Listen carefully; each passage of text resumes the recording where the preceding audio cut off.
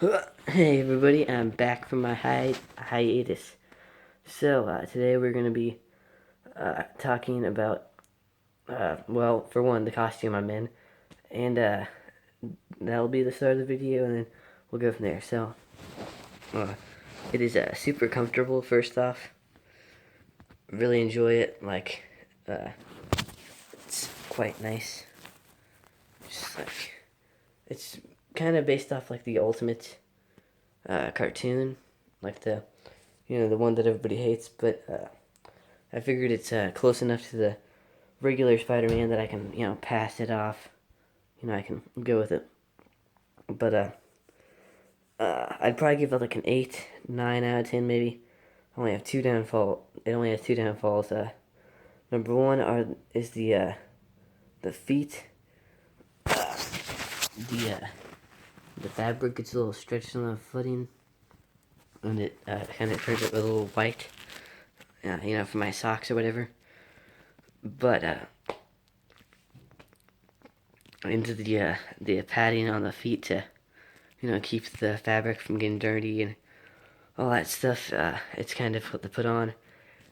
That's the main problem. And number two is, as you can tell, you can see my mouth moving, and you can see my nose and everything, which is kind of nice.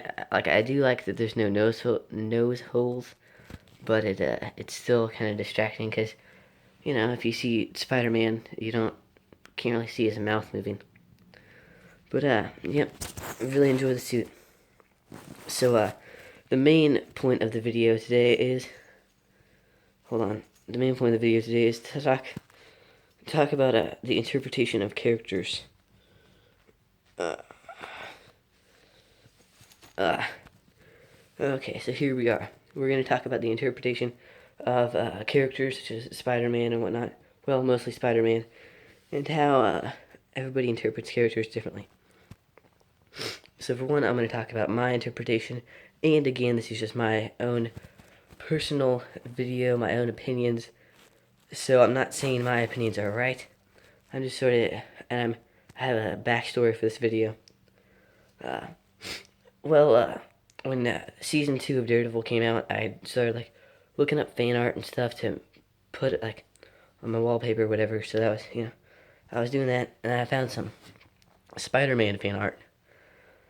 And it was kind of strange because the way they interpreted the character was I don't know, they gave him one of those baseball hats, like the ones where the bill sort of goes up here. You know what I mean?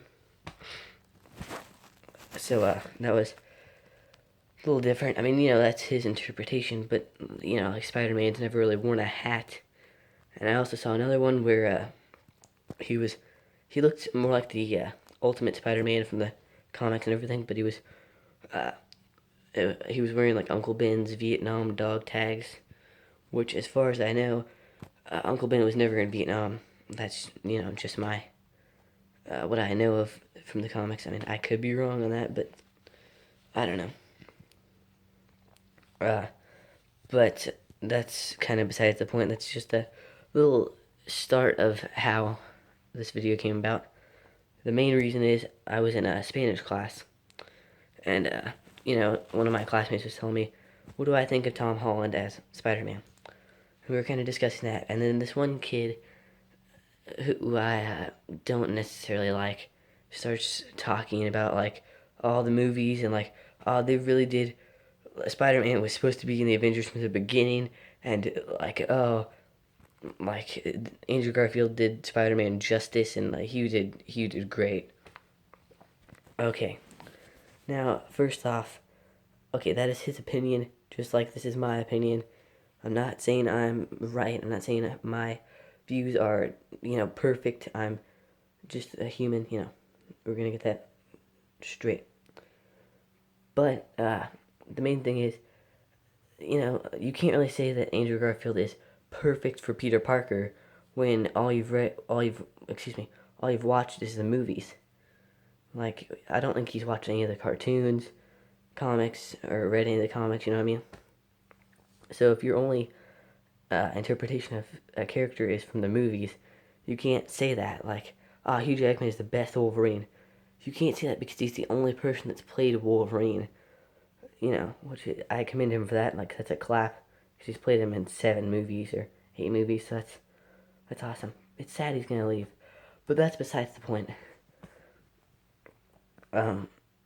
So yeah, like, you can't really say that Peter Parker is Andrew Garfield. You cannot say that. I personally think Tobey Maguire did a much better job, but I'm not gonna say he's the perfect Peter Parker because heck, Civil War, the red carpet thing just popped up, and everybody's saying that Tom Holland is the best Peter Parker Spider-Man. I can't vouch for that because I didn't go to the red carpet screening, but that's just what I've been hearing. But and him in the Avengers is kind of like not really. I mean, like his first. To me, and that's the thing is he's gonna be in Captain America: Civil War. I'm just gonna interact with Chris Evans, Robert Downey Jr., Anthony Mackie, and that is exciting. I'm pumped to see that because you can add so many more antics and so many more jokes with extra people. So that'll be exciting to see. But to me, that's just like the cherry on the top, the sprinkles, the bonus, if you will.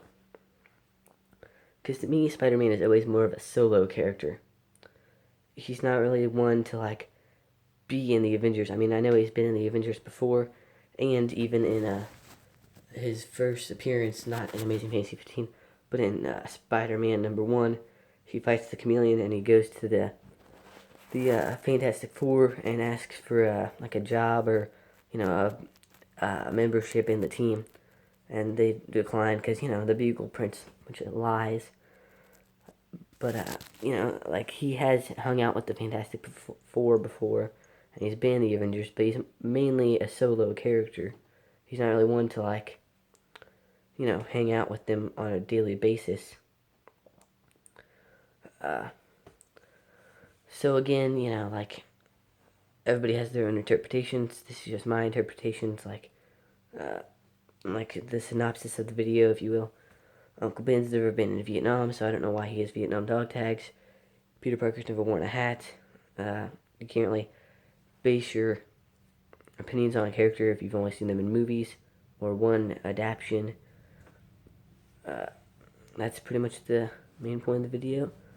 Thanks for watching, and if you want to start a war or a comment fight or whatever, then go for it, and see you later, YouTube. Peace.